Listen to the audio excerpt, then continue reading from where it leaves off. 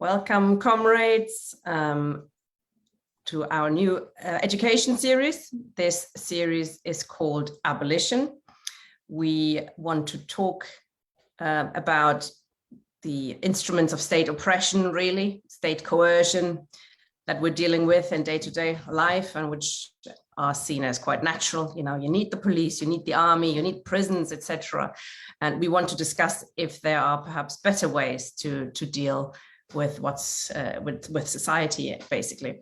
And this series could probably also be renamed what would socialism look like, because it's not about just abolishing things, it's also rebuilding things and rebuilding society so that it works for the working class, for the people, and not against the people. So we're starting this series with Tony Loftus. Very welcome, comrade. He used to be a prison officer in Wormwood Scrubs and is a member of the Prison Officers Association. Interesting job. I'm sure you've seen a few things in your time. Indeed. And we want to discuss with you today how, why we should abolish prison, what role it plays in capitalism, and perhaps what we could replace it with. Our usual format is we have an opening at about 30 minutes, 30, 40 minutes, depending on the speaker. Then we have questions and comments from the floor, and you can come back anytime if you want to answer them, or come back in the end. So over to you. Welcome, comrade. Hi, good evening, everybody. Very pleased to be here. I hope you all will feel the same by the end of the discussion. I think, first of all, when we say abolish prison, it's a tricky one in a way, because I don't think we can actually abolish prisons. But there again, we can come on and discuss that maybe a little bit later. I mean, Marx's analysis in prisons was that they were there to serve the property class, or the system of private property. So he's very much opposed to them in the general sense of it. But I'm not too sure just how far down the line he was prepared to go. But I think we have to ask ourselves, really, right at the start point, is why do prisons exist? Prisons have been around for a long time. It's not a recent phenomenon. The ancients had prisons. The Romans had particularly disgusting prisons for people, based in sewers and whatever, and cages, really horrible things. And they also made prisoners labor. They also had galley slaves as well. And it wasn't just the Romans, that other so-called civilizations had galley slaves as well. The question, I suppose, is, do prisons work? We've seen in the Middle Ages, when we had people being thrown into dungeons, they were just left there, basically. Many of them never to resurface. So it certainly didn't work for them. But it wasn't done. It wasn't done on the basis of working. It was just done on the basis of punishment. And I think that's the issue that really comes to light with most people. If you speak to most people in the street, you mention the word prisons, their first thought is to say, oh, prisons, yeah, lock them up and chuck away the key. They're all rubbish, they're all scum, we don't need them. The reality couldn't be further from the truth. It's not a situation at all where you can actually just generalize about everyone that's in prison.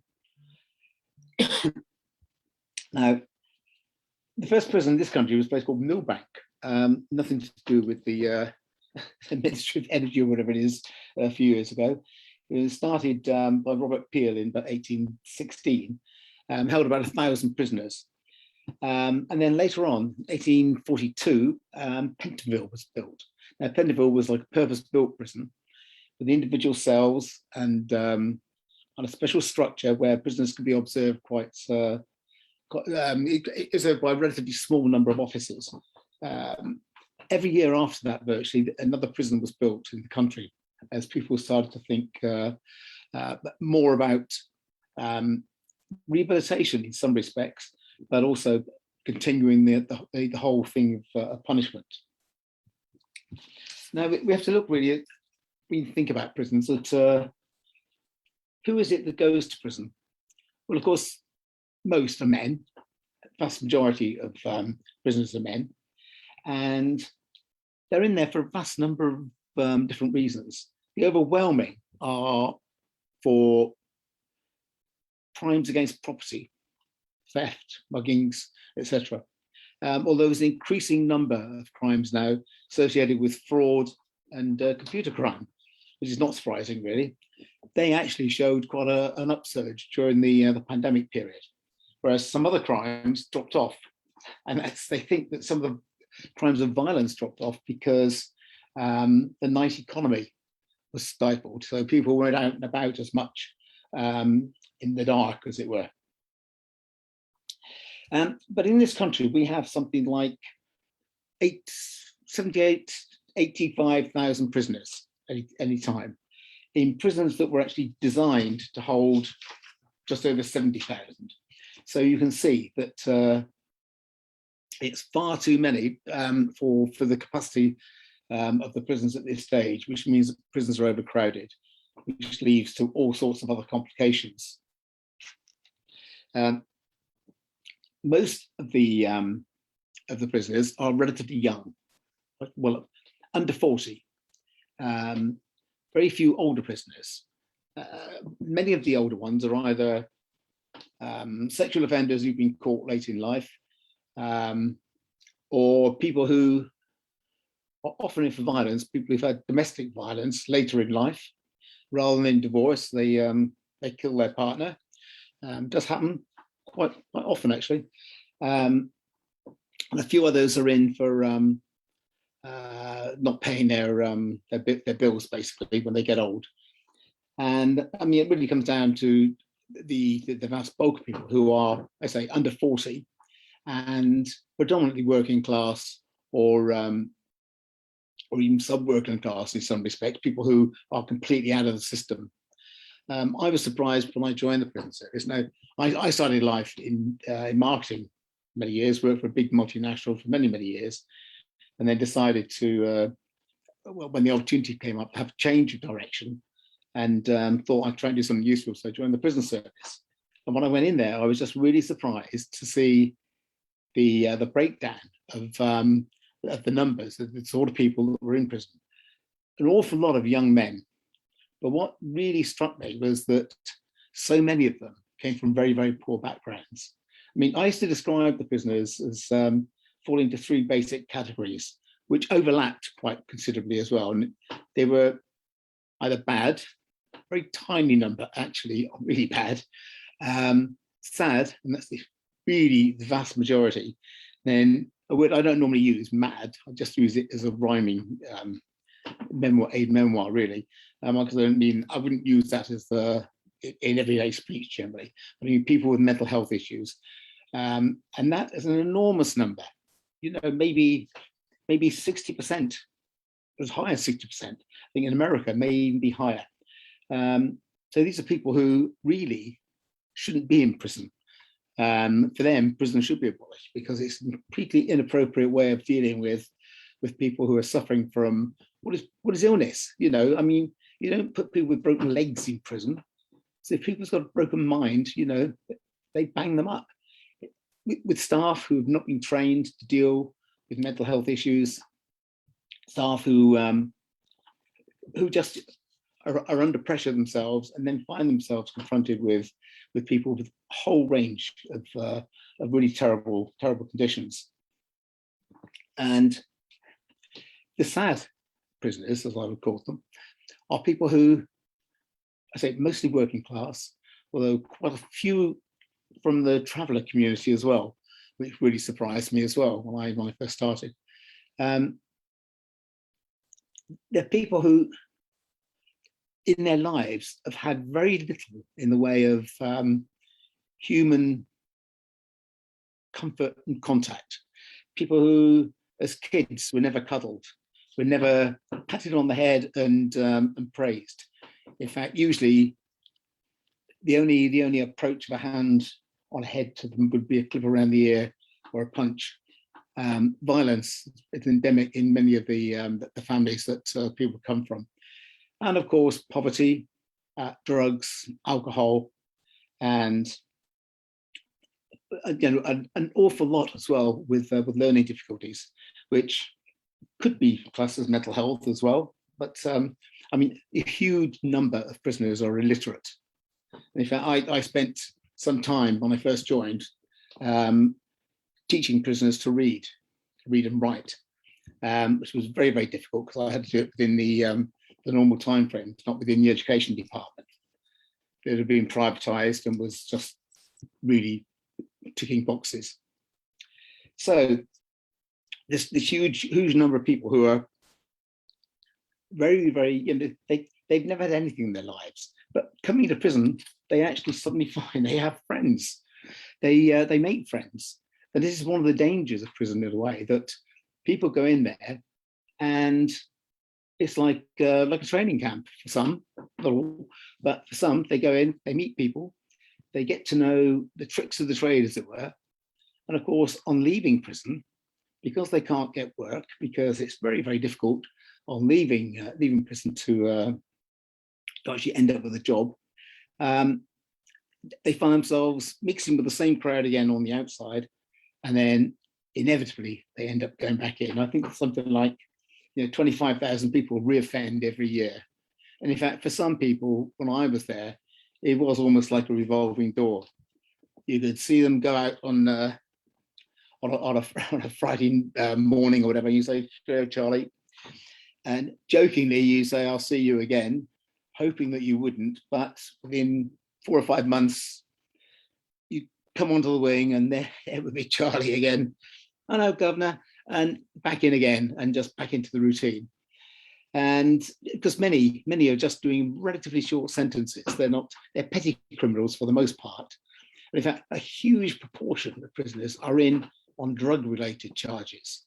That's either possession, dealing, or robbing.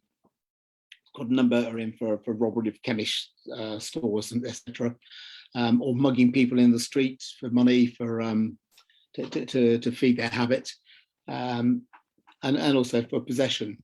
I mean, very few of those in prison on drug offences are the big time dealers. Very occasionally, it usually makes national press when they catch someone, but it's very rare that they actually get the big boys who make all money basically.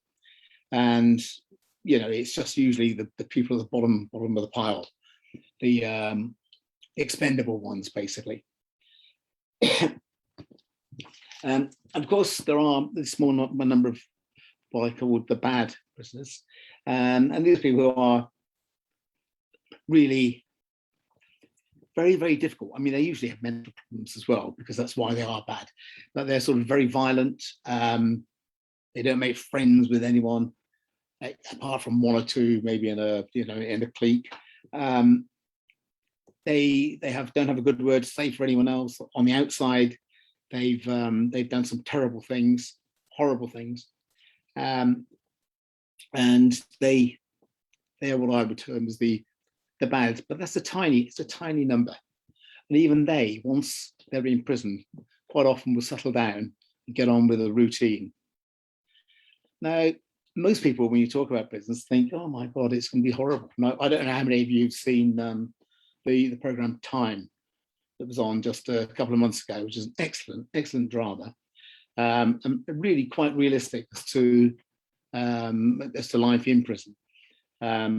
This latest thing called Screws it's on. Funnily enough, there are one or two bits in it. I'll have to watch it just to research. There are one or two bits which are actually quite good in terms of some of the officers' conditions, etc. But I can tell you, it's really dramatized to the nth degree. I mean, it's you don't get prison officers sleeping overnight in a cell, not when they're on duty anyway, not at any time. Completely over the top. But Time was very, very good. It showed the reality to a large degree of prison life, although once again, it was a drama. You have to take that into account, that the bullying, etc., that was going on. It's not commonplace in prisons to see that sort of scenario. But what is common to see disgruntled people cracking sometimes. Because when you have a prison and the staff have been reduced down to bare minimum levels, as has happened over the last the last 15 years or so, maybe even started even before then, to where prisoners are kept in their cells for nearly 23 hours a day in many instances. There aren't the resources where they can actually work. There's nothing in there for them to do, basically. The 1 hour a day they're out is for exercise in the yard, and they just got to hope that it's not raining. And there's no guarantee that it's not going to be raining, obviously, because they don't change the exercise time if the weather is bad. So to be banged up 23 hours a day could do terrible things to some people. I mean, yes, they have a TV and they have a kettle, so they make themselves cups of tea, etc. But there's only so much when you're in this confined space, and quite often they're in shared accommodation because of the overcrowding in cells that were actually built for just one person. They suddenly find there's two, and in some instances, extreme instances, even 3 people in a cell. I mean, it's intolerable, really, really horrible, to be in there with no privacy. You're just there with other souls you have nothing in common with for the most part, and you have to live your life with them. Although, surprisingly, the TV would say otherwise, the number of fights between prisoners in cells is relatively low. It happens, of course, and it's usually over something to do with drugs or whatever, or a mobile phone. But generally, it's not a frequent occurrence. Usually happens at night, of course, with even fewer staff on. But the problem, though, is that prisons have been under-resourced. So they said initially that prisons should be used for rehabilitation. Now, this really is a bit of a joke. It just doesn't happen, or very, very seldom, on a very low scale. Most prisoners come in, do their time, then they go out again without any improvement in their understanding or their abilities. Some do manage. I mean, there are a few that, the ones that would have been really, really good at school if they'd been given the right encouragement can sometimes find a niche, they can find a way through, and they leave prison and they get out and they make a life for themselves outside, away from the violence and the hardship. But for many others, there's nothing. And, I know when I first started in prison service, when I was in there for 10 years, when I first started in 2005, there were workshops where prisoners would learn. They could learn things like industrial cleaning. The prisoners in the kitchen, but they just learn the basics of cooking, mass production cooking, basically. Not like the restaurants that exist in some prisons, like in Brixton, they've got the Clink, and in Bristol, Bristol, yes, and Cardiff, they've got restaurants attached to the prisons where prisoners are actually learning a trade, and do actually have quite a high success rate in terms of finding employment when they leave. But these things, of course, cost money, and the government is very reluctant to spend money on prisons. It already costs something like £50,000 a year to keep one prisoner. Young prisoners, and there's not so many of them, about 3,000 young offenders basically, but they can cost up to 80,000, maybe up to £120,000 a year if they're actually getting the right sort of treatment and guidance, psychological treatment, psychiatric help, and other training. So it's phenomenally sort of expensive business. And I remember once when Cameron came round to Wormwood Scrubs where I was working, and heard him saying to a TV interviewer, the backdrop of the cells, saying, "Oh yes, we've got all this here, and it's costing us so much, and we've got to get more for less." And it all sounded so plausible. Yes, let's make it more efficient and better organised. But of course, it never happened. All they did was cut more staff. And of course, when you cut staff, things do get more dangerous because prisoners get more frustrated, and because they don't have the time out. I mean, if a guy has to make a phone call to his partner, who could be ill, could be having a baby, could be moving house, anything, or could be splitting up. It happens quite often. And they want to make a phone call to them or to their solicitor or whatever, and they can't get out of their cell to make it, then you can't blame them. for trying to get hold of mobile phones, which are like currency within prisons. But when they do get to the phone and there's a queue, I mean, tempers can get frayed. So, it can be a very nervy experience to be stood there watching prisoners who are desperate to make these phone calls in the short space of time that they have. And that's a ludicrous situation to be in, where they can't even do those basic things like that, and which can only lead to further sort of damage. Now, most of the staff that work in prisons, I mean, there's probably a stereotypical picture that people have of prison officers of shaven-headed thugs who like to put the boot in and are basically bullies. And there was a culture of that some years ago, because after the war, many of the prison staff for quite a long time were recruited directly from the services. So they were used to wearing uniforms and being smart, being in groups. Also, there were a lot more of them. They would have like 6 or 7 officers on a landing, whereas today there are 2.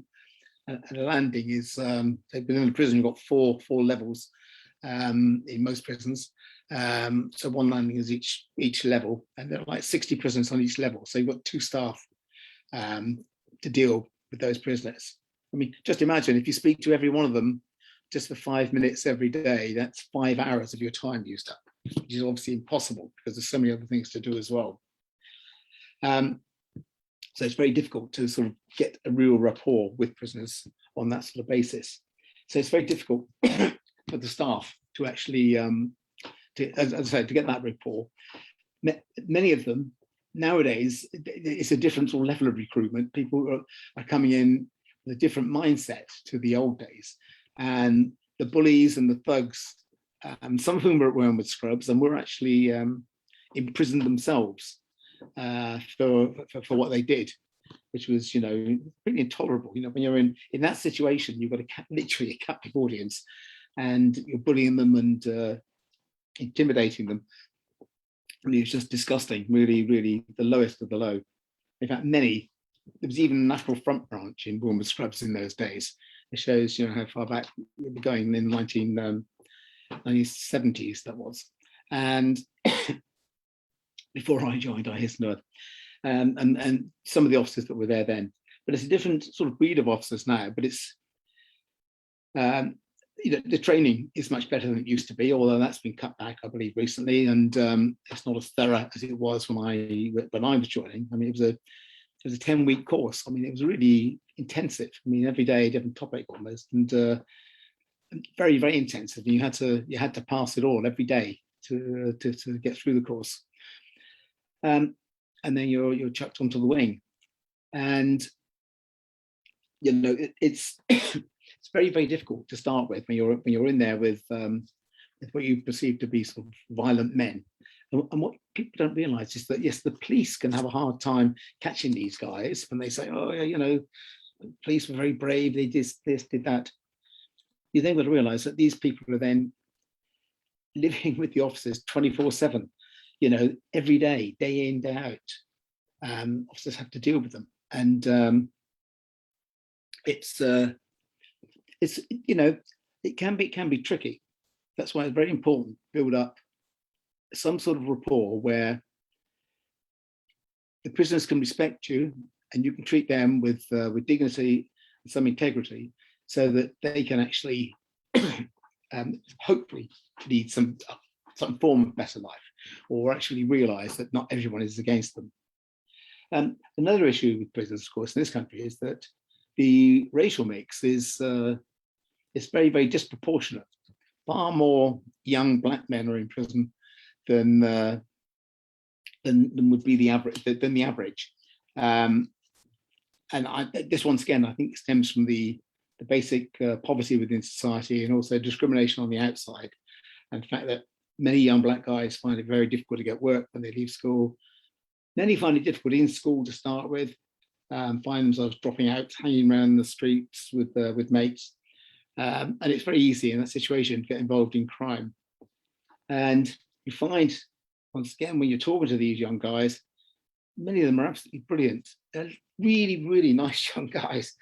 and they just got involved in drugs. And then the gang cultures on the outside of of keeping up with all their mates. I mean, it's a dreadful situation, and once they get involved in it, it's very difficult for them to get out of it, and then they end up coming into jail. And then, of course, once they leave again, it's very difficult to get work.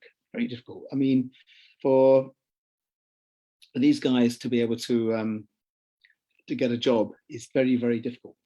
There are some brilliant agencies around out there, and probation officers, and who thankfully now have been renationalised. I mean, another huge error on behalf of the government to try and privatise the probation service.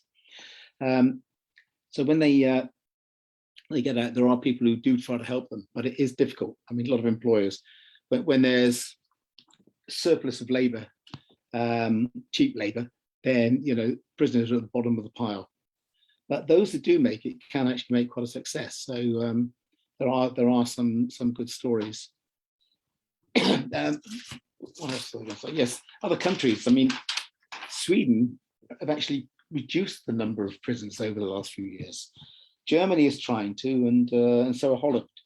Whereas here, our number of prisoners is increasing all the time. And of course, because of the way they're treated, there is much more likely that they're going to reoffend. And I say usually doing the same things. Although I've seen examples of one young guy, I actually met him on the outside. He'd been in prison, and I met him outside because he lived in the area, and I was chatting to him.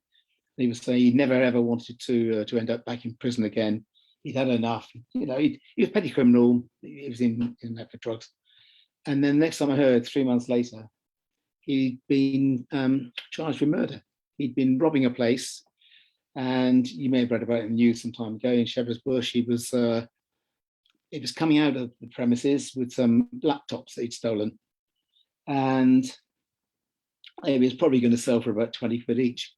And there was a street cleaner outside, a young Polish guy, who saw him, thought it was suspicious, and confronted him. And he had his broom, and there was a fight, and the prisoner had a screwdriver on him, and unfortunately stabbed the young Polish worker and killed him. And if you were to ask me which prisoners were least likely to ever be involved in murder or violence, I would have thought he would be one of them, because that was the sort of guy he generally was. He just never got involved in any sort of physical trouble at all. And so it was really sad. And it was just a downward spiral. And so many other young guys that I knew in there are now dead themselves, because they come out and they get involved in the spiral downwards. And when you start to reach the bottom, you're very, very expendable. And you're the ones that get shot, get stabbed, are no longer of any use. So for them, prison certainly doesn't work. But the big issue, I suppose, is what do we do? What do you do with rapists? What do you do with murderers? The public have got to be kept safe. Public, I mean us. We don't really want violent criminals living in our street and getting away with everything carte blanche. Although, strangely enough, most murderers usually murder one person only, and quite often it's someone that they know, someone in their family, and it's either a crime of passion or a spur of the moment. Huge mistake, that they make, that it is, has catastrophic effects. And so the chances of them actually killing anyone else is really quite remote. So when the term murder is bandied around as like the worst possible thing in the world, quite often it's people who've made that one stupid mistake in 1 second of their lives that then puts them in this category of a murderer. But then, say you have rapists and other violent criminals who really are a danger to society, other sex offenders. And of course, for many of these, it's a mental health issue, but we don't have mental health hospitals to deal with, treat with people. They've been closed down for years. Thatcher started it, Tony Blair continued it, and it's gone on ever since. There's been no major building of mental health institutions. In fact, it's just more and more closing down. The huge hospital near me, based up in Southall, is one of the old, really sort of typical sort of old asylums. Is now luxury flats, really nice big rooms and whatever, gated community. And the psychiatric unit is now some small unit at the back of the main prison, main hospital, and just holds about 30 people. So where are these, maybe 1,000 beds in that hospital previously? Where are all these people? I mean, they're out in the community and they're trying to live. And those that don't get by it end up in prison, which is not the best place for them, because it's quite often the mentally ill that commit suicide in prison. And deaths in custody are a terrible thing, really, really horrible. And it's the desperation that some people feel that they just can't cope, they can't go on any longer. And to be confronted as you come to work one day and you go to open a cell for someone and find them hanging, it's a horrible, horrible thing to see, and just really sad. And when you look into it once again and you see these people's lives, it makes you weep, really, because it's so terrible to see, fine, fit young people killing themselves out of desperation and ignorance, really. But as I say, what do we do? What do we do with these prisoners? Because I don't think personally we can abolish prisons altogether. I think prisons need to be reformed. They need to be reformed on the basis of rehabilitation of prisoners. And although it's a massive job, it's something that could be done. But of course, that will require finance and funding. It require training of teachers and specialists to actually deal with the prisoners. And that isn't likely to be on the agenda in the near future. But just banging up thousands and thousands of people is not working either. And the alternatives they have got at the moment, like community service, or parole, or tagging people so they're on curfews, they can't go out at night, or whatever, or ASBOs where they can't go to certain areas. They can work with some people, but they don't do a great deal in the long run, really.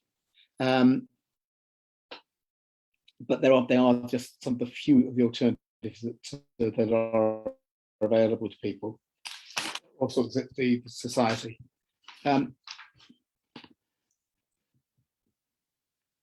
Where are we?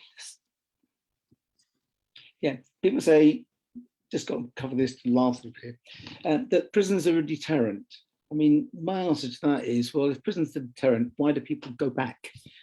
If it's that they were supposed to be really bad, that people would never want to go back to prison again. That was the idea. They'd be afraid to reoffend. But that argument just doesn't work. I mean, especially the death penalty. I mean, people always say that's deterrent. There's more execution in that case. If it's such a great deterrent, the crimes happen for multiple reasons. And you can't just say it's a deterrent because we don't think in a clear way when they're committing crimes. Retribution, I mean, one idea is that it's society getting retribution, payback for the crimes that these people have committed, that they deserve to be punished because they've done something to us. And that's particularly popular with a lot of people. People do think that people should be punished and, really made to suffer.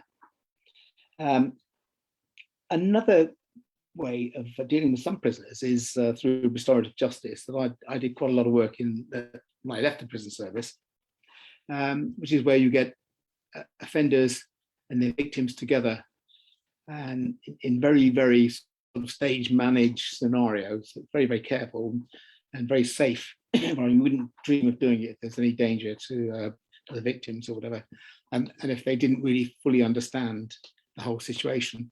And same with the prisoners, they have to be absolutely sure they want to do it.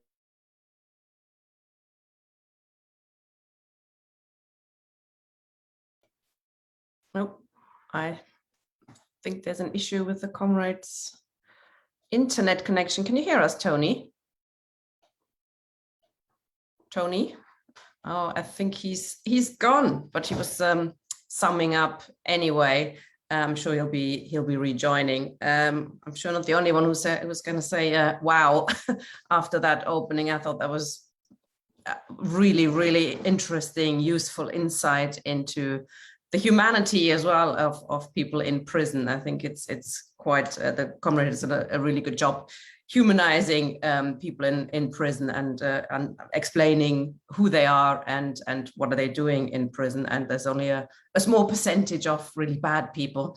I think when he says, you know, that you can't abolish prisons straight away, I'm sure he has a point. Obviously, you can't do it straight away. That would be a big problem. But when he comes back, and I'm hoping he will be rejoining us, I think the question of things like drugs and criminalization of drugs would be interesting. I think how many people are in prison because of a relation to, you know, criminality to do with drugs. Like it reminded me that discussion, you know, sort of the knife crime. The way you solve knife crime is you take away the knives, which is of course madness. It's not about the knives. It's not about the guns. It's about, you know, the crime behind it, what is leading to crime, etc.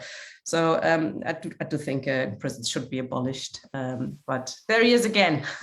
Hi, Tony. I'm just yabbering away, trying to fill in for you. I'm sure you've done it. Was it just me you lost, or did everybody? Yeah. You. I think your internet must have crashed. So you were just in the summing up. So please carry on. Criminal got to the got to my internet. I was talking about restorative justice. And like I say, I've known people that actually changed their life around once they met the victims and realised the impact of their crimes and the effects of it. Because I mean, that's something that happens all the time. People commit a crime. A lot just think that, you know, by robbing and whatever, that we are all insured, and so it doesn't really matter too much. That if we nick something from your car or from your house, you just get it back on your insurance. They don't understand the psychological effects it can have on people to know that someone's been in their home, ransacking their belongings, and often taking stuff that can be of very sentimental value rather than even sort of massive intrinsic value. Just you know, I remember my mother was robbed, and they took my dead father's wedding ring, which really upset her. You know, it was only worth a few quid, but it didn't matter about that. It wasn't the money. It was just the fact that that had gone. And I'm absolutely certain that the guy that took it had no idea of the effect that would have. I mean, it really shocked my mum at the time. So rehabilitation on that level is something that is a very, very positive, but it doesn't happen enough. And sometimes you hear high-profile cases where it happens, but it's not that often. There is an awful lot more to say about this, and I hope I've covered most of the points that I wanted to. And I hope you've been able to understand and find some of it interesting. But anyway, if we hear your questions, then or discussion, then maybe I can learn something as well. Okay, thanks. Thank you very much, Tony. I was singing your praises while you were gone, so I might have to repeat it quickly. I thought it was a very touching and very humanizing way to explain what's going on in prisons. And thank you very much for coming along to discuss that. I have a couple of questions, and abusing my position as chair before I bring in some other comrades. You explained, you know, most people in prison are not really bad, that or cannot be reformed, etc. And you know, rehabilitation and psychiatric units, obviously, you know, social services failing. I think it touches on all sorts of issues in wider society. You know, how you described. You know, they never got a hug, and you know, how can you function in society if you don't have a functioning social society around you, or you know, the failure of nuclear family structures. I think that they're failing for a lot of people when, you know, the mother just can't cope, or the father, whatever, and you are creating potential, you know, criminals is horrific in capitalism, inside capitalism. What I would like you to what I was going to ask you is, you mentioned most cases in there are crimes against property. But I wonder how much that is related to drugs, the drug business. You know, how if for example legalization of drugs, how much of a percentage of prisoners would, you know, or crime would be wiped out if you decriminalize drugs or legalize it. Don't answer that straight away unless you want to. I was going to bring in some other. Sure, I'll answer that because I think if we decriminalize drugs, then prison population would drop dramatically. There are so many people in prison on drug charges, and people who shouldn't really be there. They're people who I probably mixed with in the past. You know, I mean, in my decadent youth, when all of us in the 1960s, because it was compulsory, we had to smoke dope. That's what I was told anyway. But really, people who are doing just that in a way, or very similar, find themselves in prison, and it's just crazy. You know, they've never harmed anyone. It's just for themselves. They haven't robbed anyone, but they just happen to have a bit too much drugs on them at the time when the police find them, and they can be banged up for it. And others, of course, they do it because they got into the habit, and they then have to steal to get the money to pay for their habit, because it can be very, very expensive, of course. And so if it's decriminalized and sold sort of openly like alcohol, I mean, there'd be a weird phase at some stage where people would go mad, but we don't all go out every day the moment the shops are open and buy a couple of bottles of wine or whiskey and sit down in the park and drink it. I mean, one or two people do, but not very many. It's a tiny number, and although it's readily available. And I think if drugs are going to be available for people, then you know, I think those that want them may use them. Those that don't won't. I mean, there are at the moment there are legal drugs called spice that found their way into prison, and they're illegal because there's nothing they could really do about it. I mean, and it was having a dramatic effect on both the prisoners and the staff. I mean, if members of staff would go into a cell to see a prisoner and get high because of the smoke in there, and they have to go to hospital because of they're having hallucinations, and not nice ones. And prisoners could become quite crazed on it as well. I mean, really, really out of control. And doing things that they would never do in a million years, and but it was a legal drug. So I mean, there is a danger when you say legalizing in a way, because drugs can have strange effects on people. They have different effects on people. So that's the big issue, really, that when it comes to decriminalizing. But I do think it's reaching the point where so many countries in the world now are decriminalizing the softer drugs. And personally, I think if people want to take drugs, it's entirely up to them, provided they don't do anything wrong to do so. I mean, God knows the number of people taking tranquilizers on a regular basis. I mean, Prozac used to be sort of a massive issue. Everyone used to talk about 20 years ago. You know, number of people were taking Prozac. I mean, and that was a legal drug, and it just leaving people numbed. Absolutely. Thank you, Comrade. Okay, Ken has got a question. Right. Hello, Tony. Good to see you, and thanks very much for the talk this evening. You've touched on this already. The two stated objectives of prisoner deterrence and reform. The fact that prisoner numbers keep going up suggests it fails on both counts. Accepting that you couldn't abolish the prison system overnight, what other sort of method would you propose for dealing with people who cause harm, if we can express it in that way? Is there perhaps a place for better structures within their local communities to help manage them through whatever problem they may have, rather than sticking them into a system which, as some have said, simply sets up a series of universities of crime? But, I'd be interested in any reflections you might have on that point. Thank you. Well, Tony, do you want to, shall we collect a few questions? Yeah, sure, yeah, okay, yeah. Okay, Tony Greenstein, please. Yeah, thank you, Tony, for a very interesting discussion talk. and it's a topic that the left rarely discusses, so it's particularly welcome. I mean, the first thing to say really is prison and the environment and the laws that govern it, etc., are an inevitable part of class and capitalist society.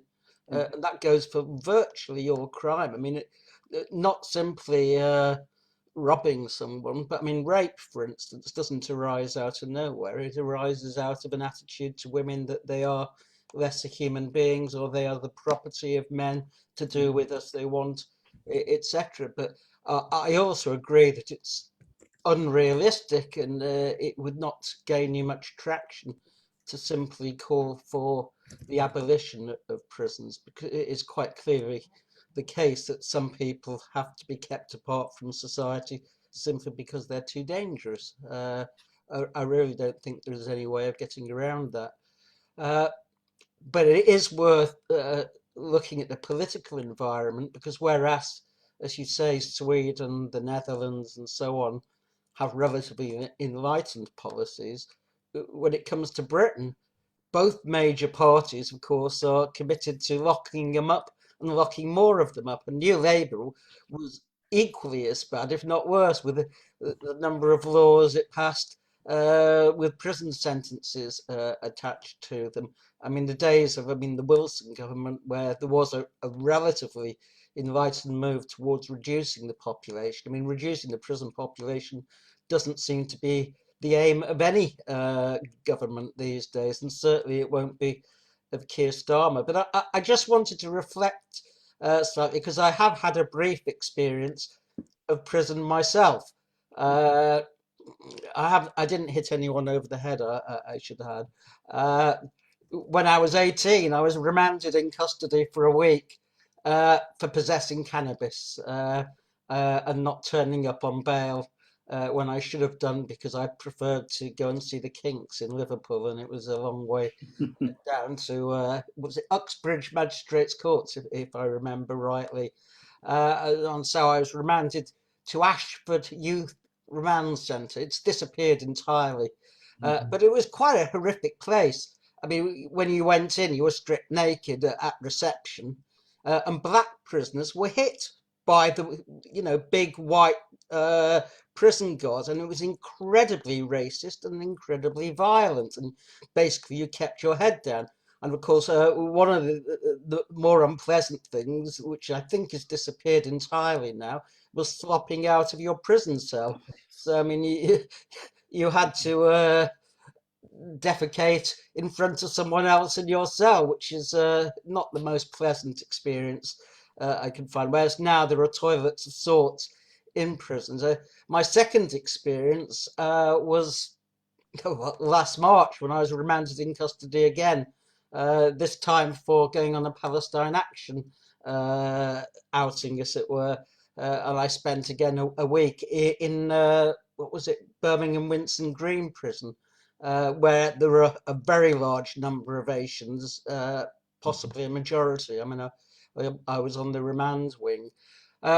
And there was a number of different, firstly, the screws, the prison officers were different. I mean, Winson Green, I had visions of going back to the days of the Birmingham Six, who, when they came into the prison, were beaten up quite savagely by the prison officers, having already been beaten up by the police. There was a reception committee awaiting them. I mean, I did mention that to some of the prison officers, and they wondered what I was talking about. So there doesn't seem to be much memory of what happened and what Winson Green was like. But I was pleasantly surprised that, for example, you had a choice of menu in the food. I mean, certainly that wasn't my experience, God knows, 50 years ago or so. So, I mean, there have been changes. I mean, the worst thing about it was because of COVID in particular, we were locked up for 23 hours or so a day in the cell. Though fortunately, unlike my experience 50 years ago, we had a television in it, so you could actually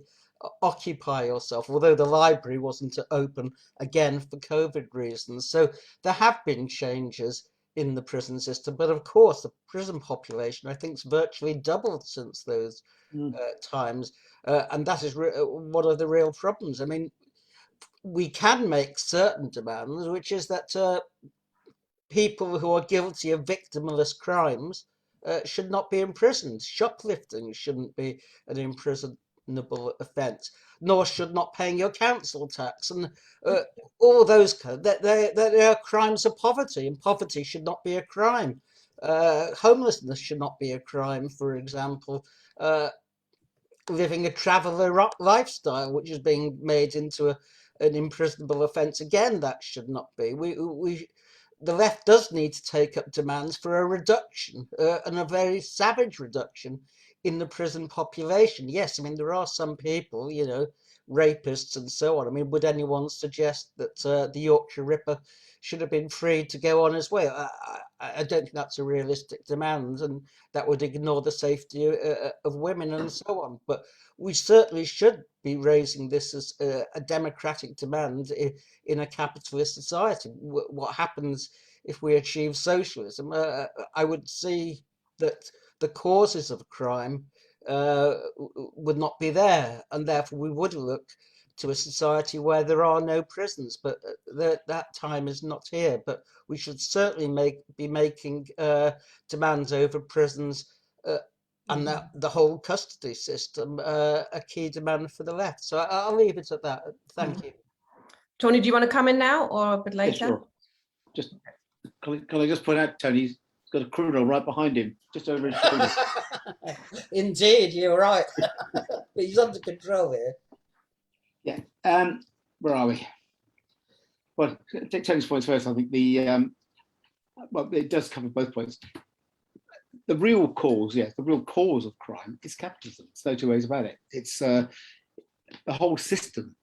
It's a criminal system. I mean, it's basically people making money from other people, usually without their consent, and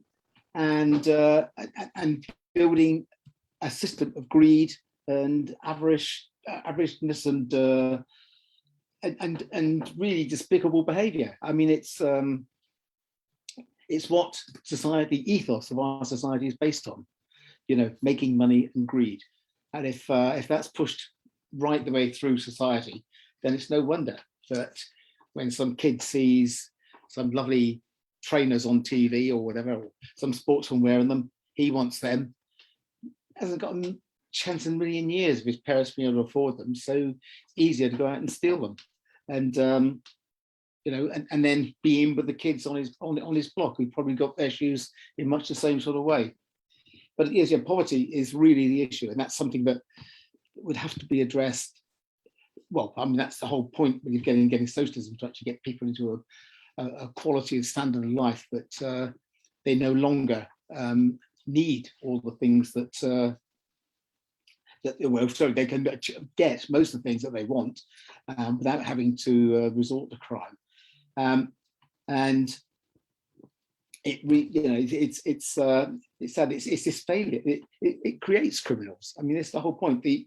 The failure of our system to actually educate people adequately, to provide housing, to ensure that people have work and a quality of life, then you're going to find criminals, definitely. You'll still find some that will.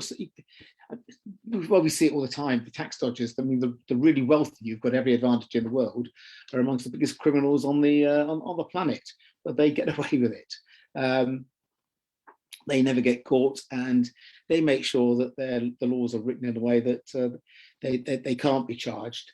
Although we know what they do is immoral. I mean, and this is the big issue, really. What's illegal and what is immoral? Tax dodging is immoral, but it's not illegal, basically, because there are loopholes, because the laws are actually written by accountants that actually audit the books of these people anyway, so they can actually get away with that. But we do. I mean, things like the Birmingham 6, I know, but many of these prisoners were actually went through Wormwood Scrubs before I was there, hasten to add, and they were really, really badly treated. And that was at the time when it was coming towards the end of the thug brigades in the prisons, as it were. I mean, as Tony said, he noticed a a real change in the sort of staff. And I think that anyone in prisons around the country, you'll find some really, really decent people working in there, trying really hard to ensure that, you know, people are treated with some sort of dignity. I mean, I remember an officer saying to me when I first joined, because I joined to try and do rehabilitation. That was my prime motivation of joining. But an older officer said to me, when you're in here, he said, you should treat every prisoner in the way that you'd like your father to be treated if he was in prison. And I thought that was a really, really good maxim to really ensure that nobody in the prison was actually living on, you know, living in a dirty cell that was rotten mattress and rotten pillows, or, you know, and that everything was in working order, exactly as you'd want it if a relative of yours was actually in prison. You wouldn't want them, unless you really hated them, you really wouldn't want them suffering unduly. I think that's it on those. Thank you, Tony. There's a few more comrades who've got questions. Kevin, please. Okay, thanks. Kevin, you look like you're in an aquarium. I think there's something wrong with your camera, but it's not dirty. It's there is something wrong with it, so my apologies. Yeah. If you see some bubbles coming out, that's just the water in the aquarium. I want to join, you know, other comrades said it, found it a very interesting talk, and I think first-hand experience is always useful. I'm glad that my prison career has only been a few hours, so I can't really, you know, compete with that. But as part of my academic research, I have spent time in prisons interviewing political prisoners, which is of a rather different element. But I do think that there are often some, you know, some interesting comparisons between prisoners who are, and these were in Ireland, who organise themselves differently and indeed have a different motive and a different reason why they're in the prison. And indeed the contrast between them and what they colloquially refer to as the ordinary crims, I think is significant. But I think in a way, what sort of underpins our discussion is the reasons for prison, and in particular, the power relationships and the property relationships that are, you know, that in a sense structure it. I think some of the history of prisons is quite important here.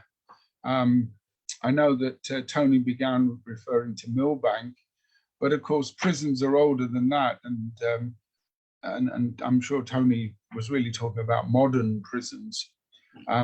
But we know not only, as you say, that ancient civilizations had prisons, but the prisons were essentially linked to power relationships, and that they were a means of control, both as a sort of threat over society, but then once the prisoner was in the system, a form of control. And Tony's reference to the dungeon was very, was very appropriate there.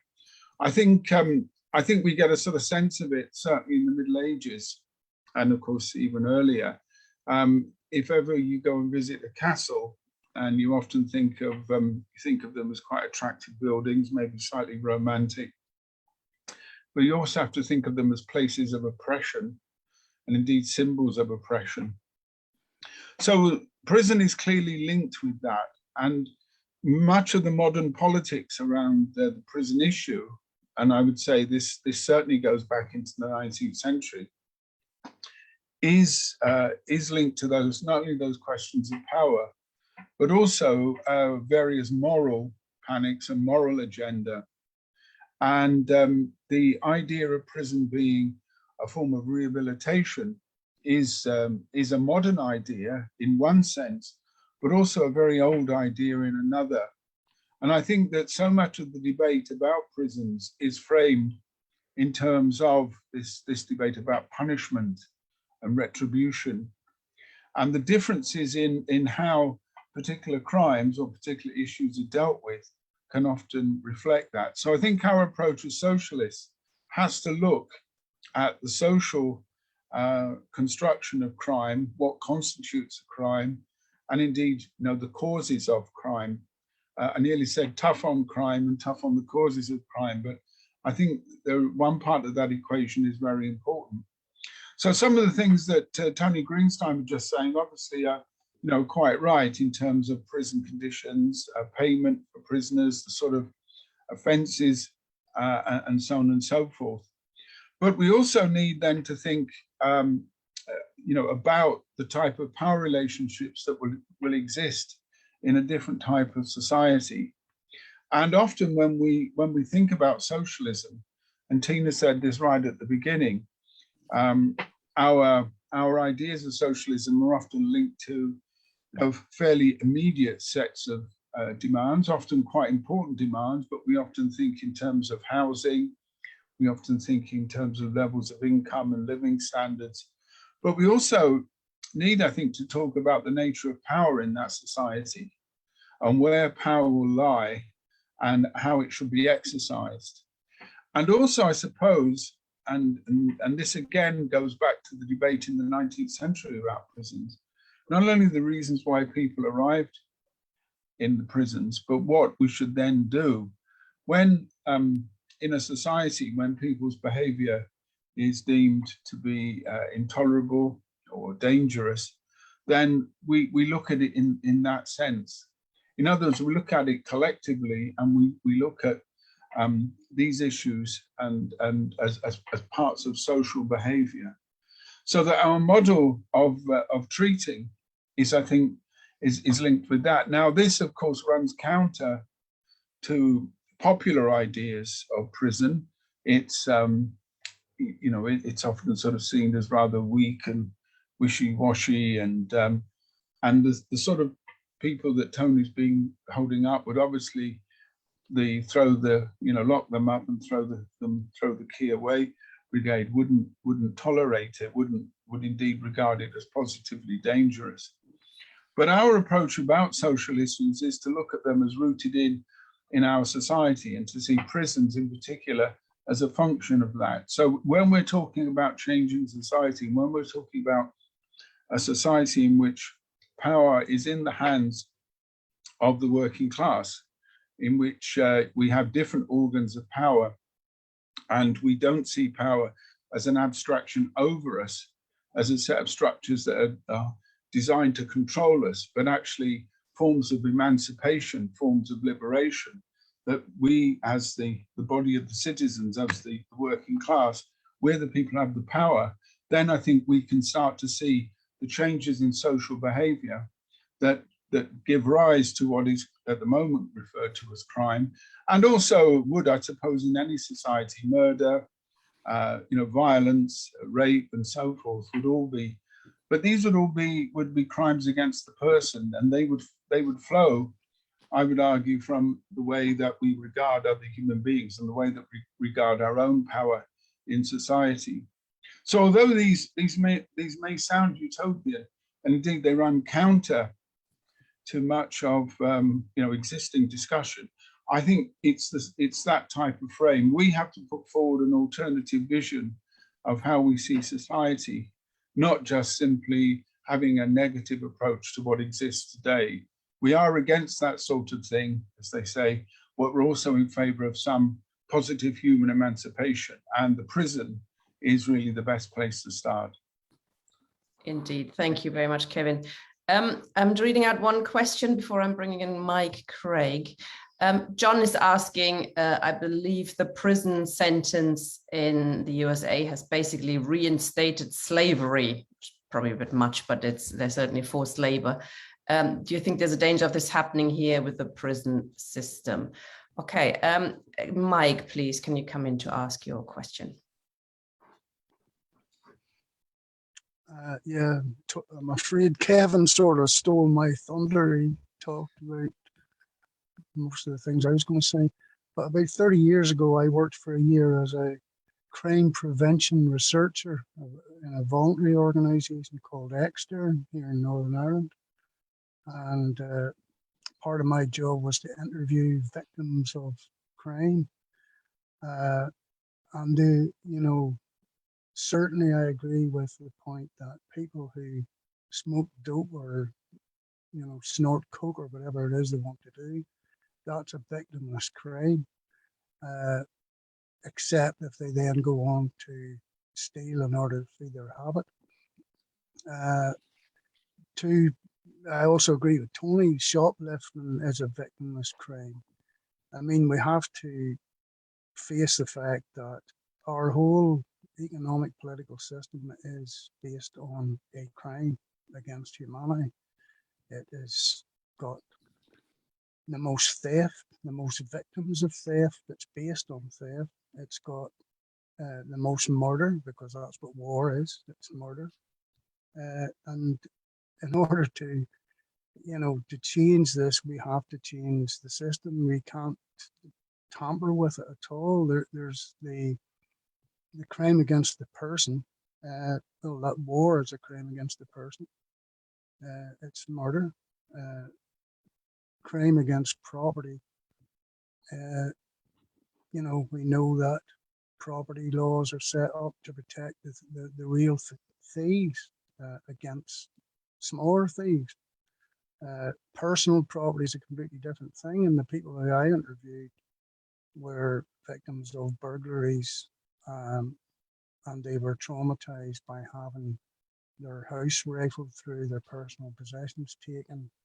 I once interviewed a woman who had her car stolen 13 times in a period of about 5 years, and she ended up buying the cheapest second-hand Lada she could because she knew it would only be there for a week. I mean, that is not a victimless crime. And in a socialist society, as Kevin says, yeah, people's attitude towards other people's things would be different. But there will always be some, the bad ones that we heard about earlier. No matter how good the society is, they will find a reason to not try and conform and join in with everybody else in it. So there will have to be prisons even in a socialist society. As far as murder goes, there should be different levels of charges for murder according to individual cases, and we know that people can make a mistake, they can fly off a handle in a bad temper and accidentally kill somebody. Well, that, in my book, isn't murder, it's accidental death. Thank you, comrade. Tony, do you want to come in now or a bit later? Just on the point about the in the American system, is it reducing slavery? Not really in that sense, although it might be interpreted as that. I mean, I really can't understand the American system of sort of giving people 130 or 200 years in prison or whatever, and also the 3 strikes stupid rule. But just on the slavery issue, I mean, it's very interesting. Don't know if you know that when slaves were eventually freed, emancipated, of course, and they still had to work for their masters for 3 years before they were allowed to actually be free. I think it was 3 years. And then, of course, they had no work. So the owners, the plantation owners and the factory owners had no one to run the machinery or work their fields. So they required labour, and in order to get it, they used the prisons. And of course, they then had to pass laws to make it a felony to do the most ridiculously harmless things, resulting in tens of thousands of young black men being banged up in prison for a number of years and immediately put out into work gangs in the fields and the factories as a form of not just cheap labour. I mean, it was blooming free labour for the managers and the owners. But I don't think we're heading that way here at the moment, although the right-wing Tories, I mean, really, if they are successful and they push through their programme further and further, because we are heading in a really, really dramatic way at the moment towards a very frightening future, unless it could be halted, then yeah, the prison population will go up. and then start going down again, because then they'll start killing us. But it certainly could be going that way, and they would have no compunction as well about the state of the prisoners and people in there. And yes, I mean, the comrade raised the question of political prisoners, and yes, of course, like Irish prisoners, many were regarded themselves as political prisoners. Throughout the world, there are many political prisoners who are banged up in the same conditions as really hardened criminals.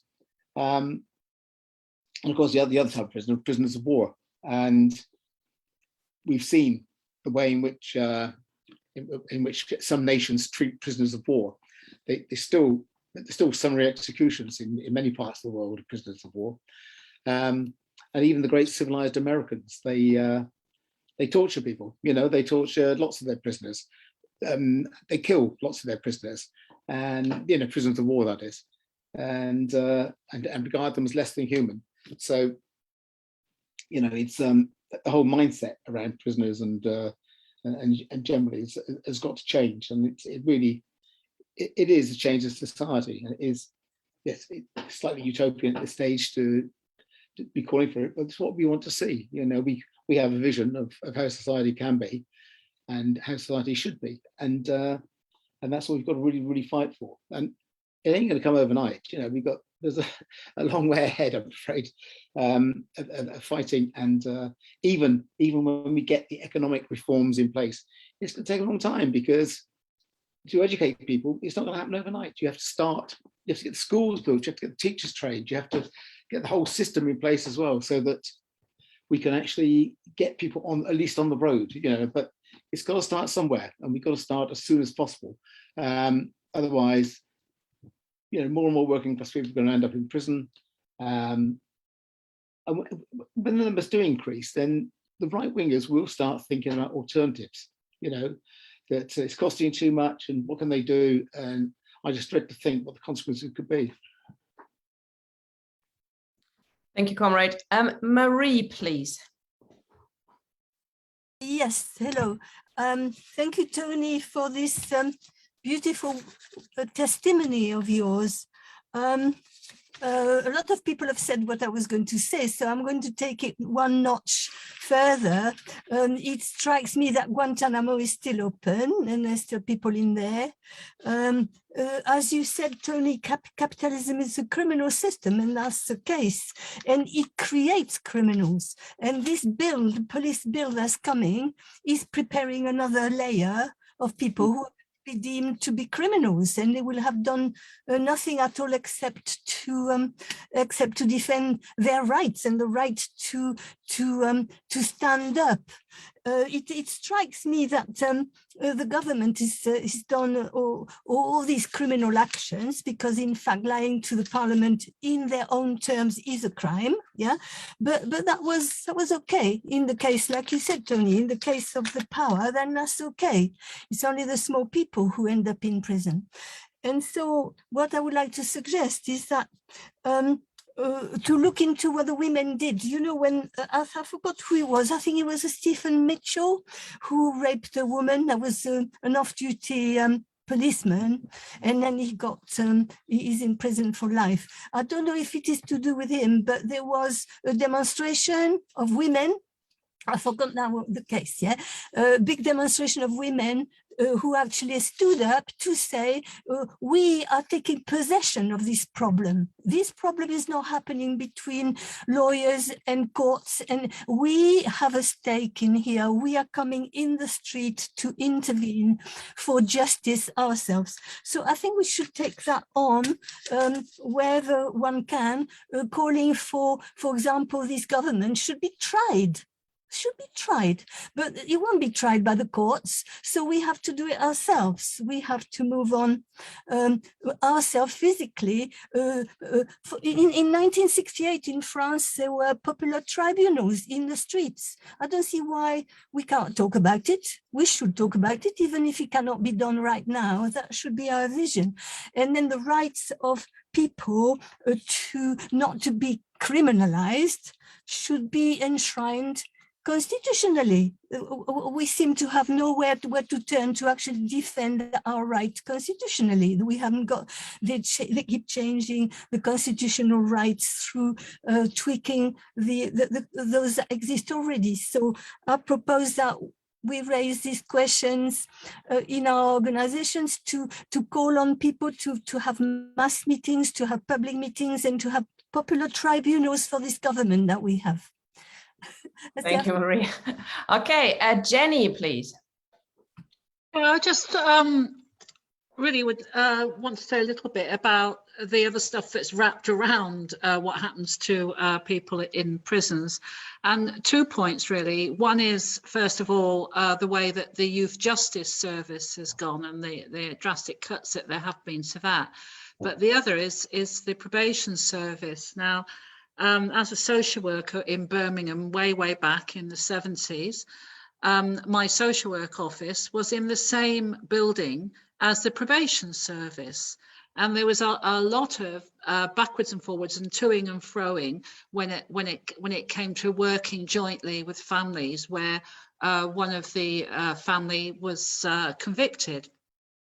And then the probation officers were able to work out in the communities and with whole families. In other words, it's not just with the prisoner, but also with the families and the support structures around that.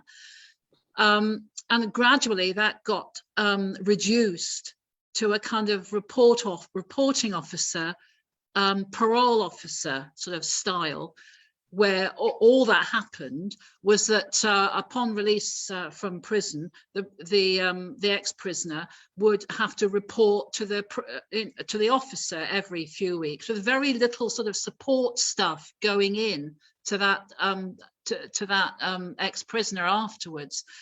It's like you've done your time, you're out on parole, and now all we're going to do is keep an eye on you, but we're not going to help you in any way whatsoever to pull yourself out of the sort of loaded system that you're in, really. So I would just like, and of course, since then the probation service was disastrously privatized, and in fact they're now unprivatizing it, but I'm not sure whether they'll unprivatize it enough to include the much wider brief for probation officers to be in order to be able to help move ex-prisoners on, help with job seeking, with housing, you know, with all those other support things that helps, especially given that so much of crime is a poverty related thing. It's really important that that happens, and I just would quite like to hear what speakers think about that. So seeing it in a much wider context rather than just the sentence served and what happened inside prisons. Thank you, Comrade. Tony, do you want to come back or wait a little? Sure. I'll come back. I mean, it's very true. I mean, leaving prison is the first step for many people towards a new life, hopefully. But with the parole system at the moment and the probation service as it is, those guys are just completely overstretched. I mean, there are too few of them. They have caseloads that reach up to the ceiling, and very complex cases, some of them as well, very complex, and it's very difficult to cope. I mean, I said that in the prison it's very difficult to speak to get a rapport with all the prisoners, because just 5 minutes a day with each one would take 5 hours out of your day. Probation officers have the same sort of problem, that they just don't have the resource to actually really deal with these issues. And same social workers. I mean, goodness knows, I would hate to be a social worker, really, because it gets such a bad press, always being slagged off by the media and attacked by people, and they're up against the most formidable odds sometimes, really dreadful. I used to speak to a number of social workers in the prison who would be coming in to help and deal with family situations, etc. And really, they are so hard pressed, really hard pressed, and dedicated, really fantastic people. And I don't know how they do it, to be honest. I mean, really hard. on the police bill, yeah, I mean, that is definitely a huge danger for us in society. They could be, there could be a lot more people being criminalised as a result of, in fact, there will be, almost certainly, if it becomes law. And what they're going to do with them, I just don't know. I mean, where are they going to put them? I mean, also, I don't know how they're going to arrest them, because they got rid of so many policemen, they got rid of so many police stations. I just don't know how they're going to cope, to be honest, just in a physical sense. But it's, yeah, I mean, when we look at prisoners as well, we think, people come into prison and the effect it has on them. It turns some people into hardened criminals. There's no two ways about that, because they don't get the rehabilitation. And this is the critical thing, that if people had the facilities and the resources inside to try and develop their lives, then they wouldn't leave in a negative way. But too many of them do. And that's because there isn't the support and the backup within the prison to actually help people. And without that, it's very, very, very difficult. With the best will in the world, you can be, you can try and help individuals, but you can't really change their lives. I mean, we did, funny enough, I was with a very specialist unit working in the prison. There was an experiment and worked really well. There's a couple of officers and psychologists and psychiatrists, and we dealt with the most difficult to manage prisoners. That's like 1% of prisoners who can cause 30% of the disruption in the prison. And when they cause disruption, it can mean that whole wing can be closed down for hours and hours on end, and you wouldn't believe the sort of damage that people can do. Hundreds, thousands of pounds worth of damage some of these guys would do. We dealt with them, and we were able to turn them around. I mean, by actually talking to them. I mean, some of these guys had never been called with their first name before. Some of them had never had anyone actually treat them with any respect or any dignity. And it was just really surprising, to be confronting some huge guy who's sort of been beating the shit out of people for all his life. And he's sitting in a room with you and he's glaring at you. And then after 2 meetings, you come in and say, "Hello, Tony," and start to actually engage and do something for the first time in his life within the prison system. And that was a brilliant system. So of course the prison service closed it down. It was working really well, but because they didn't have the staff, they just closed it down and left it at that, really. It is tragic, and I think, as several said, the suicides in prison, this is the effect that prison can have on people, that to be in there away from everything you've ever known and to feel lonely and cut off can be an awful thing. And not everybody is equipped to do that. Some people find it great. They love it, being there with mates. I know a young relative of mine was in prison. It was the first time he had friends.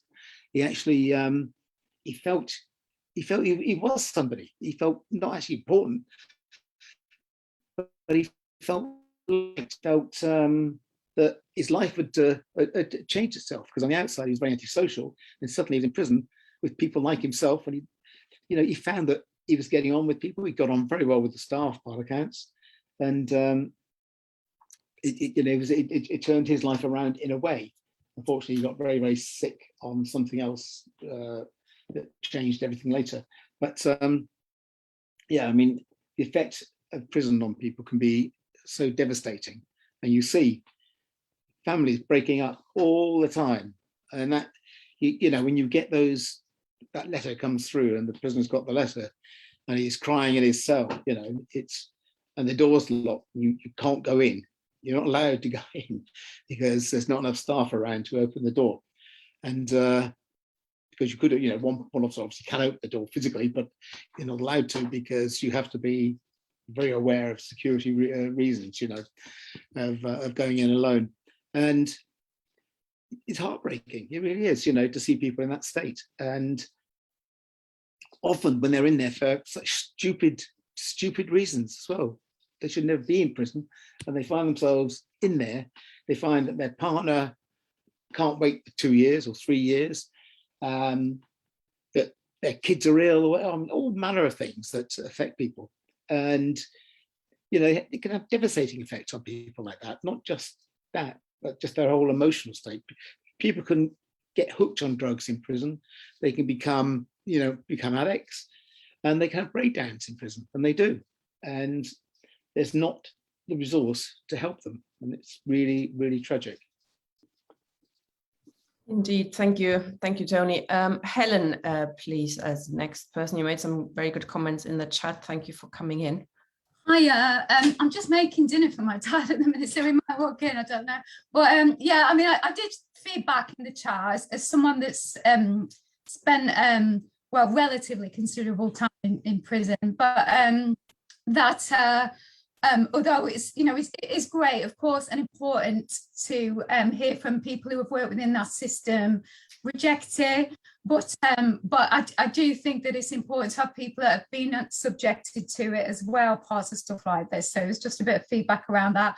Although I also respect that it's not an easy thing to do, to just go and say, oh, you've been in prison, you're going to want to speak at this kind of thing. Like, I know there's a whole load of stuff there, but I do think it's important. And there's a lot of white men, middle class men have spoken, and it's just quite interesting, that dynamic, how it plays out. You know, I think to not have the voice of people that have been there, you know, is a power dynamic in itself. And, you know, if you wanted to extrapolate, you know, is part of the problem, if you like. But I mean, there's loads of stuff I could like respond to. I suppose one of the things I'm hearing a lot is a little bit of a mixture between, yes, prison is bad, prison is violence, regardless of how brilliant the conditions are or aren't in prison. Like, it is violence. Your liberty is gone. That impacts you, you know, uncalculably, as well as all the people that you are connected to. You know, and you've talked about parents, Tony, you know, not having contact with their children, all that stuff, and the impact on all the people around them and on society.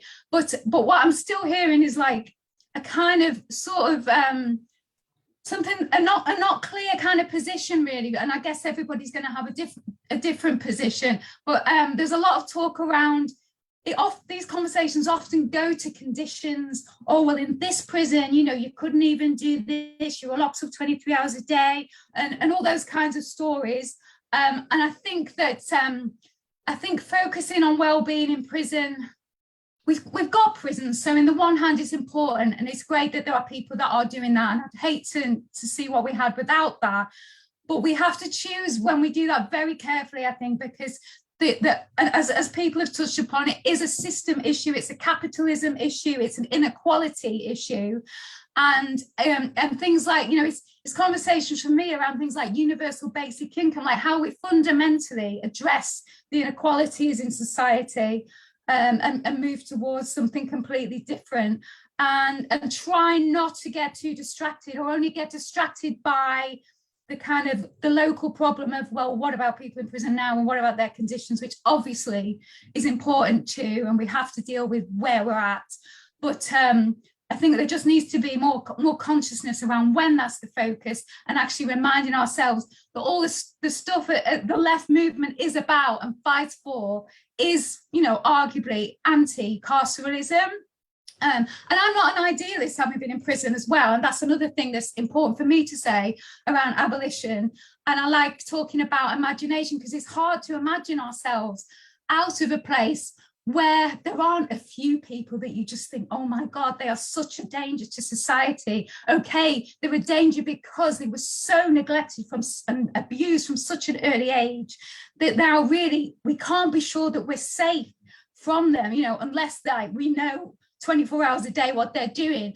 And, you know, I think we have to be honest about those really difficult problems with abolition too. But that doesn't mean that we might not one day find a way to overcome them. And obviously, whilst we address the fundamental issues of the system they're in, then hopefully those kinds of people and scenarios will be less likely to play out. So it's always for me about, you know, having the big system, the big picture, the long-term picture. What do we want to see? What will, you know, a really great society look like, where we don't have to do this to each other, and just keep that as the focus, and try and be aware that as members of this society, our minds are already closed and already kind of naturalized to it, and we have to kind of challenge ourselves to look out for blind spots as much as we can. I thought one more thing I was going to say then, and it's I think it's gone. Never mind, but yeah, just wanted to say that. You can remember it, come back in. Thank you very much for coming in. Actually, that was very useful. And, you know, I hear your criticism and you know, this, the old guys, the old white guys, not so much middle class, working class, I'd say, but this is unfortunately what much of the left, but we could have made more effort. I agree too. And I'm glad you came in. I guess our view is, you know, as long as there have to be prisons, they should be as human as possible. You know, they should be as you know, concerned about welfare for the people who are incarcerated there as possible, and, you know, focus on rehabilitation, etc. If you can remember your question, put your hand up and I'll bring you back in. There's no disrespect to the white men either. Well, we've had a issue. You know, it's good to have I think a mixture of voices, and obviously not everyone that's been in prison has the same opinion as me, that's for sure, you know, but it's hard, it's hard, and I just think it's great that you're making these conversations happen. So thanks, Helen. Okay, Steve Freeman, would you like to come in now? Whoops, where is he? There we go. Oh, sorry. Yes, obviously, I listened to all of the contributors, and I want to just thank you, Tony, for your excellent talk and the thoughtful insights that you've given us from your own experience. Right, it's been very, very useful to listen to that, and I haven't really disagreed with anything that comrades have said. You know, I'd want to go repeating them, because obviously the social and political character of crime, you know, crimes against people, crimes against property, how many bankers do you actually see in jail, and all those other things. All those points I think comrades have made. And I think, however, since we're talking about the abolition of prison, which I think everybody kind of went away from, I think as a communist, you would say that prison is an instrument of state control. And if we can't abolish the state, we won't be abolishing prisons. The two go hand in hand. So the idea we wouldn't have prisons, then we would have a state, I think it seems a bit mad. So as communists, we believe that there will become a time when we won't need the state, when capitalism will be abolished, and therefore there'll be no real need for prisons, or they'll be so marginal as to be irrelevant. But then we're not talking about that. I think everybody's agreed that's not really what we're talking about in a way. And we might be talking about, well, in a socialist society, what would prison be like? So that's another sort of question, where how would prison be then? But I think we've got a problem. What about now? You know, and that means we've got to talk about prison reform. What are we meant to be doing in the here and now, as well as telling people, well, under socialism it'll be fine, or under capitalism we won't even have prison, under communism we won't even have prisons, they'll have all disappeared. So what the question is, what do we do now? And I thought to say, of course, that prisons are no better than the society that is surrounding them, you know, and you can't really change prison if you can't change, in a way, society. So we're wondering, can we solve or reform prisons if we can't even reform our own society, because they're so tied up together? So we're not just talking about prisons in general, we are talking about British prisons. Because I think, Tony, you made the point, well, prisons in other countries can be a little bit different, they're still prisons. So what are we talking about? We're talking about Her Majesty's prisons. We're talking about a giant bureaucratic structure, all right, of prison governors and prison officers and prison hierarchies and all things like that. We're talking about whole structure of prisons. And in the British case, it seems to me, the British state is in a state of social and political degeneration. And that condition of social and political degeneration means that prison conditions are getting worse and prison numbers will be growing. That's a measure of how backward or going backwards that we are. Now I think you've given us lots of chapter and verse on all those things. So what do we do to reform the prison system in the here and now? So I think an important argument is for us to imagine What about democracy in prisons? Could prisons be democratic? In what sense could they be democratic? How would it be if the workers in the prisons, because we've talked a lot about prisoners, but we haven't really talked much about the people who are working in the prisons. Could prisons be organized democratically by the workforce that's in there? And would that not provide a better and different kind of service? I mean, you've given examples of collaborations that you've done where you've been able to actually directly affect the lives of prisoners, for example. And maybe if prison officers had more say, and I'm not just talking about the prison officers, I'm talking about the cleaners, everybody else that's working in a prison, if they were all involved in some form of democratic organization. And I think that would be transforming prisons in the here and now. And I think you could also imagine, because prisons can't be democratic because you're not allowing people to leave them, you know, so you've taken away civil liberty of somebody who's got to stay in prison. But nevertheless, prisoners could have rights, and prisons could be more open to inspection by society to see what else going on in prisons. Because like our society, everything's secretive, what goes on, and nobody's like to tell anybody about what's really happening. So openness, accountability, democracy would go a big way to, I think, improving prisons. And I think we should be arguing for things like that, prisoners' rights, the rights of the staff, and things of that type. And I think that's not the same as socialism. It's not the same as doing that, but nevertheless, it would be something that we could be fighting for as socialists, as part of a more general, because we're not going to have democratic prisons in a fascist society, obviously, or even one that's becoming more and more authoritarian. So in a way, the fight for democratic prisons goes hand in hand with a more general fight for democracy in this country.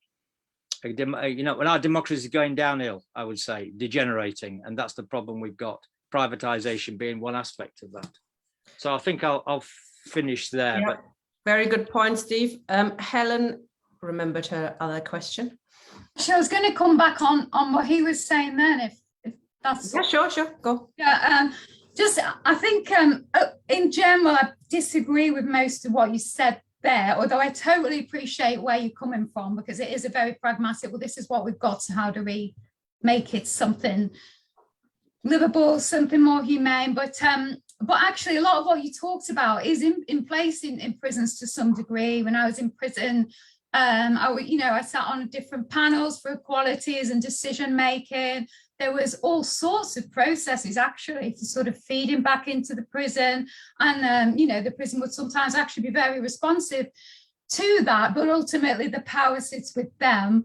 And I just think it's I'm trying to think of the right kind of metaphor or a word for it, but it's just a complete contradiction. I don't see how, because it's not just about the fact that the people are locked up against their will, so they're already have no agency, and then within that ask them to sort of exercise their agency. That's a really sort of contradictory thing to do to me. But also it's about understanding that what that structure does, what that dynamic does to the behavior of people while they're in prison, how prison officers can be, are implicated in these dynamics that are going on, and the kinds of I suppose it's just so far away from self-actualization, from authenticity, from operating in a way that, for all the conditions, I suppose, that have to exist to make democracy meaningful and work, because it's not just about having that nice structure where everyone gets to kind of throw their vote in or whatever, but it's about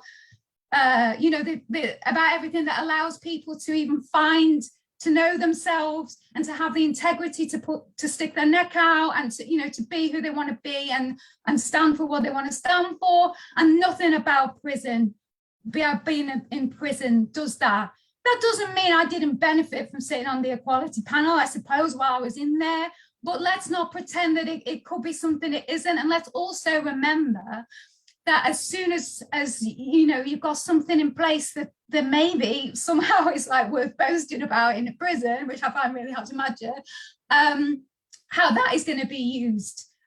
We've got such great prisons now, so let's not worry too much. Let's stop talking about this abolition stuff.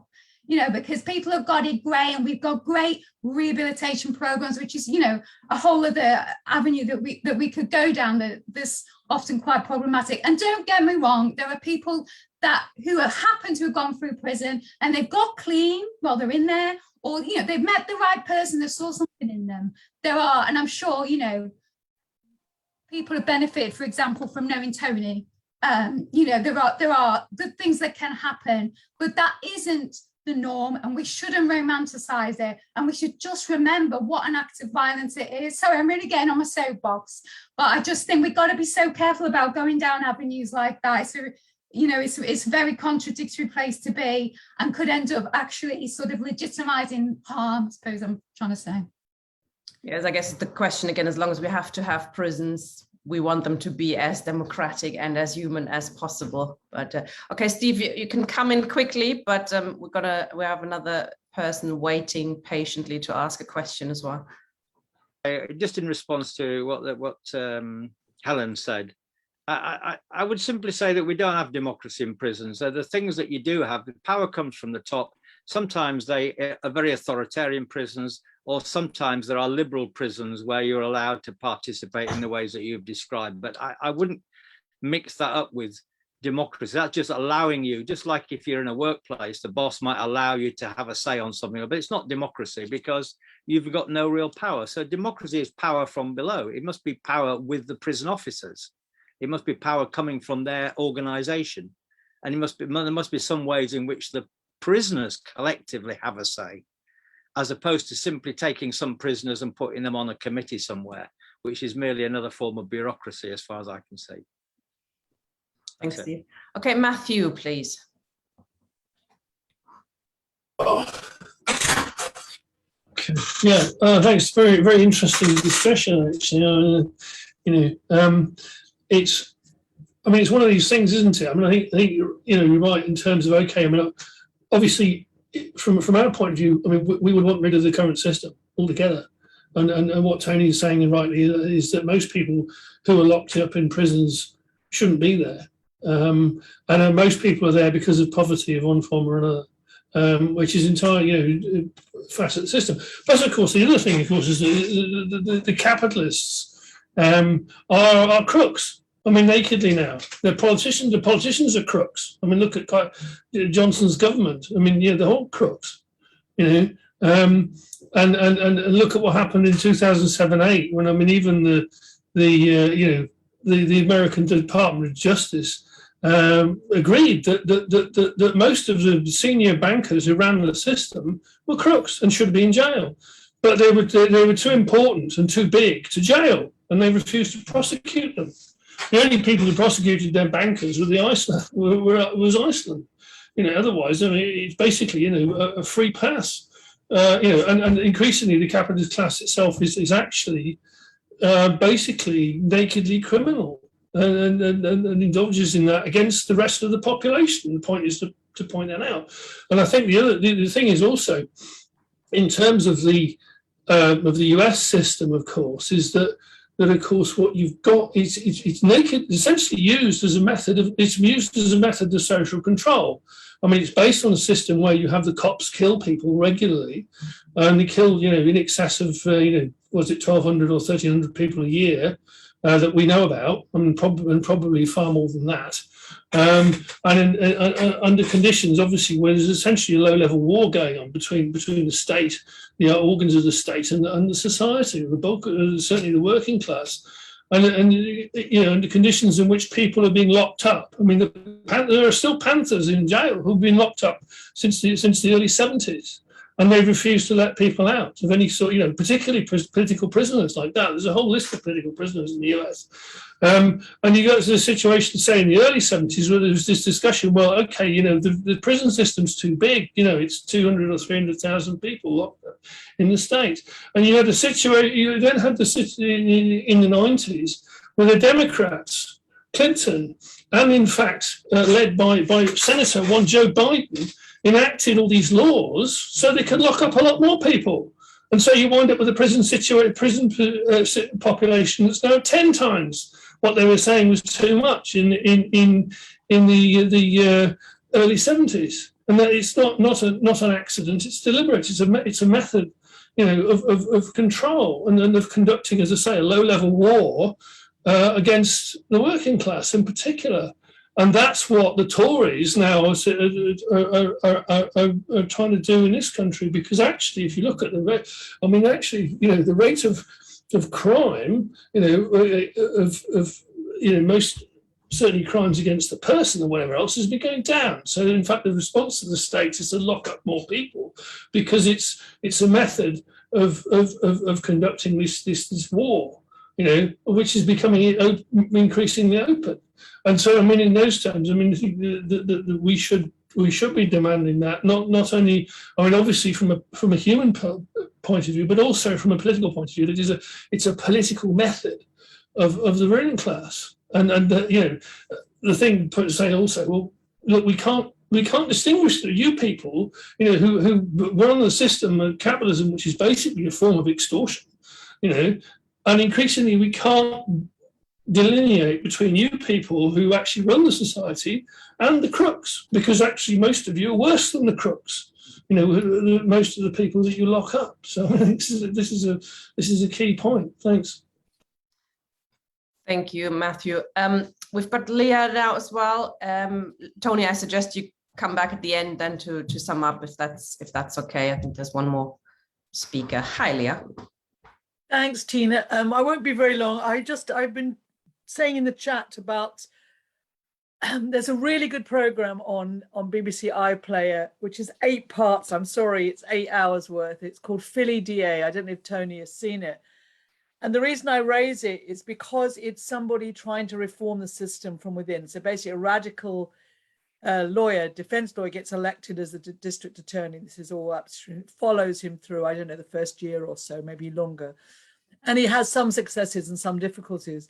And I think it's really instructive, given we're not in a revolutionary situation, we're not about to undo all the work, the damage that people have, referred to, and get everything in place. It's really, really interesting. But it's also interesting that he ends up quite optimistic, even though he's not been able to do everything he's so far set out to do. And this is someone with quite a lot of power and a big mandate. But the important thing is he had to, and of course it's a bit easier in America, he had to get rid of a lot of people. He had to sack a lot of people, which goes against the grain for us socialists who were working in the DA's office. And because they just were not accepting what they were trying to do, the mandate that the people of Philadelphia had given him. And it seemed to me that the biggest obstacle was the resistance by the police force, and actually the power of what we could loosely call the police officers trade union. And partly what triggered me to actually share that a bit more widely than the chat was, I think it was Steve talking about, prison officers having more control over, of how things were run, that it's not automatically, it's more complicated than that. The other thing I wanted to say very briefly, Tony, is I used to know St. Bernard's Hospital. I lived in Southall. I knew it very, very well before it became luxury flats. Sorry, wasted time. But really, the difficulty of doing the stuff from within, trying to reform the system is huge. But not trying to do it because it's too difficult is a luxury we can't afford. And we have to emphasize the waste of money of prisons, because the bastards at the top don't care about the waste of human lives, which is the bigger crime of the system that we have. But it's actually expensive, and it doesn't work. It doesn't actually work in reducing crime, but it may work for social control. Anyway, I recommend the documentary to you. Thank you. Thanks, Leah. Very useful. Steve, you wanted to come back in, but make it quick, please. I didn't really, I'm muting myself. I didn't really mean to. I came back in by accident, but now Leah said that, I just want to respond to her now, because I was going to say, don't bring me, it came in by mistake. But I do want to say that we as socialists, we can't have democracy in one prison as if like the rest of society is not democratic and somehow we can have this great democracy in prison. It doesn't work. They've got to go together. What's happening in prison has got to be linked to a democratic movement outside. It's got to be part of the democratization struggle across society. But we've still got to look to the workers, especially, and have, we know obviously that doesn't mean all the workers are left wing, right wing, whatever they are, but we still believe that it's the workers that we have to look to, because they have the knowledge, and we have to link in with the workers, and we have to get the self-organization of those workers, and we've got to trust those workers to think that they can tell us about what's going on. That's what we need: openness, transparency, democracy. That's the way to, because most of the people in this country have got no idea what's going on in prisons. They've got absolutely not a clue. And so the prisons are kept isolated. They're all under the Official Secrets Act, I'm sure, not allowed to tell us anything. And we don't find out anything. We don't know. We're just kept in ignorance. And then we think, well, it's terrible in there. We need to lock them up more and lock them up longer, or something like that. It's that our ignorance, and the ignorance of what's inside the prison, is because of this complete lack of democracy and transparency. And that's what we can and should be fighting for. And to use the organization of the workers, and those workers talking to the people that they are working with, the prisoners as well. The prisoners need to have democratic ways, have a voice as well in the prisons. That goes together, Sorry, stop there. Sorry. Thank you, Steve. Okay, I'm going to bring in Tony now to reply to a few questions and sum up, if you can. I didn't even really raise privatization because I didn't think there'd be enough time to sort of speak about it in great detail. But I mean, if you think things are bad, look at the private prisons. I mean, they're a disaster. In fact, they've had to renationalize at least one in the last few years. The staff don't get trained properly to the same degree that the normal staff do. And obviously, they're businesses. They're run for profit. So, I mean, how you can run a prison for profit, I still just don't understand at all. But they do it in the States, and that's why they want to do it here as well. Just not all prisons are bad. I mean, there is at least one therapeutic prison that I visited and was really impressed by. And these are prisoners who are lifers, basically, people doing very, very long sentences. In the last couple of years of their sentence, rather than going to an open prison, because they're still not considered safe enough for that, but they can go to a therapeutic prison where they undergo amazing sort of therapy and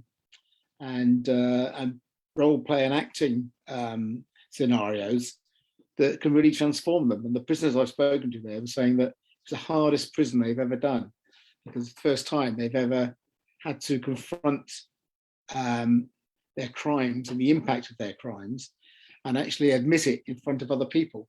One of the things they do is a play acting role where someone sits down and he has to explain his crime, and all the other prisoners are members of either his family or the victim's family, giving their interpretation of how they feel.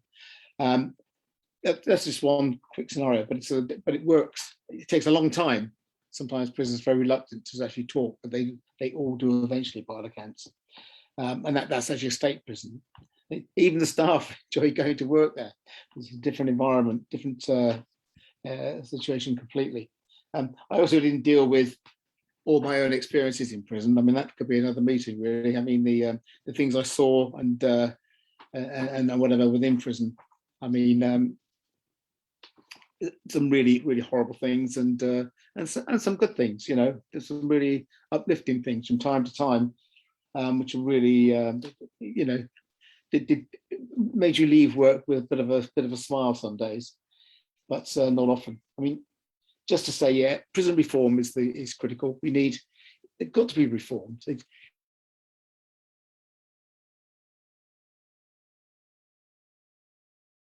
Oh no, we've lost him again. That's a shame. Bad timing. I could waffle a little bit and hoping he comes back. Tony, can you hear me?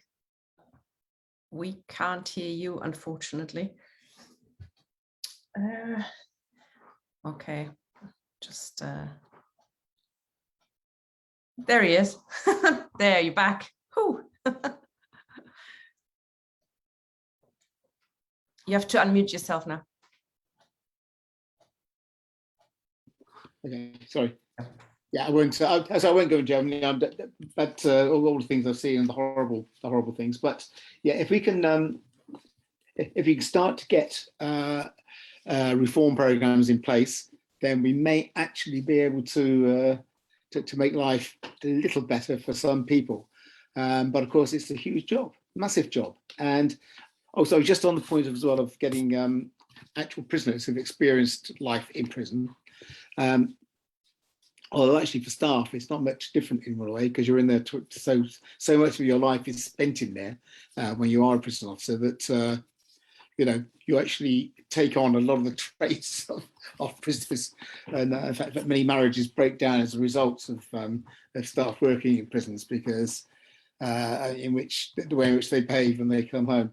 But yeah, we do need to get those reforms in place as soon as possible, and try our best to help everyone. I mean, and prisoners, I've actually seen, there are journalists, and the horrible Guardian a few years ago, there's a very good journalist who was an ex-prisoner who used to write amazing articles. I spoke to him a few times when I was working there, but I wasn't really allowed to, of course, officially.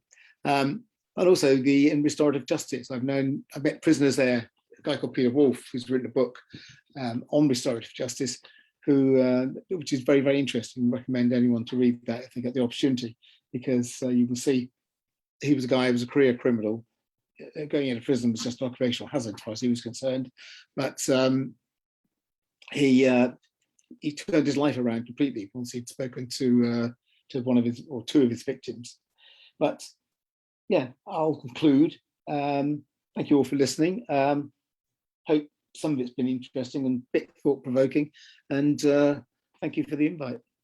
Great, thank you very much. I thought it was a brilliant first session to our new series. Thank you very much for attending.